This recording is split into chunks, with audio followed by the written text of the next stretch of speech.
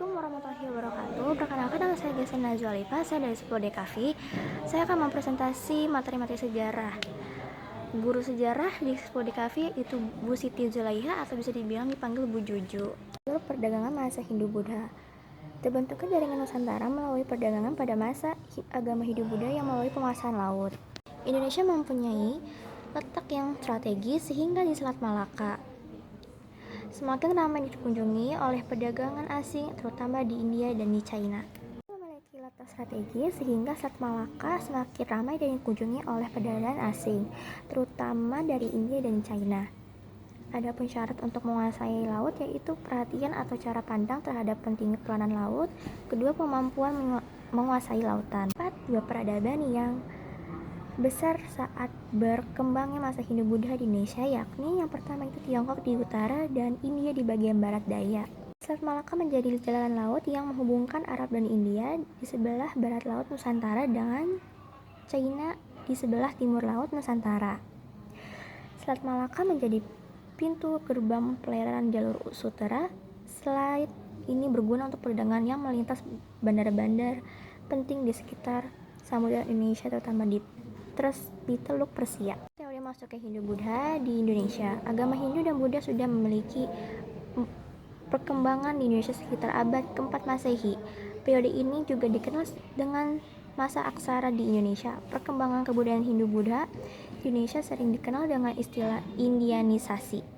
Istilah ini digunakan untuk menunjukkan pengaruh besar agama Hindu-Buddha yang tumbuh di wilayah Asia Selatan. Kesinambungan menurut konsep waktu dalam sejarah adalah segala waktu dalam sejarah yang terjadi secara berkelanjutan dan berkala. Artinya akan mengambil cara untuk kemudian dijadikan sebagai dasar kesinambungan dari sejarah yang di masa lampau. Pengulangan. Dalam konsep pengulangan ini dapat terjadi jika suatu peristiwa yang terjadi di masa lampau itu terjadi lagi di masa selanjutnya. Contoh sederhana adalah peristiwa Perang Dunia yang terulang dua kali dan memberikan dampak yang sama-sama merugikan, terutama bagi masyarakat sipil.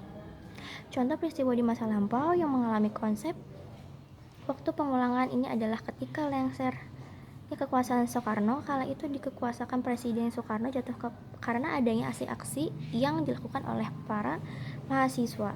Namun ternyata peristiwa tersebut terjadi kembali secara berulang pada masa kekuasaan Soeharto yang sama-sama diakibatkan oleh aksi-aksi mahasiswa. Maka dari itu tidak mustahil jika suatu peristiwa sejarah dapat terulang kembali baik dengan dimensi manusia maupun berbeda masa. Contoh sinkronik. 1. Dampak ekonomi, politik, sosial, budaya akibat peristiwa proklamasi kemerdekaan RI pada tanggal 17 Agustus 1945 di berbagai daerah di Indonesia. Kedua, topik tentang buku peranan militer dalam politik 1945 sampai 1999 yang tertulis seorang ahli ilmu politik. Yang ketiga, topik tentang buku elit agama dan politik 1945 sampai 2003 yang tertulis oleh ahli sosiologi. Kata sinkronik berasal dari bahasa Yunani, syn atau dengan berarti kronos yang berarti waktu, masa.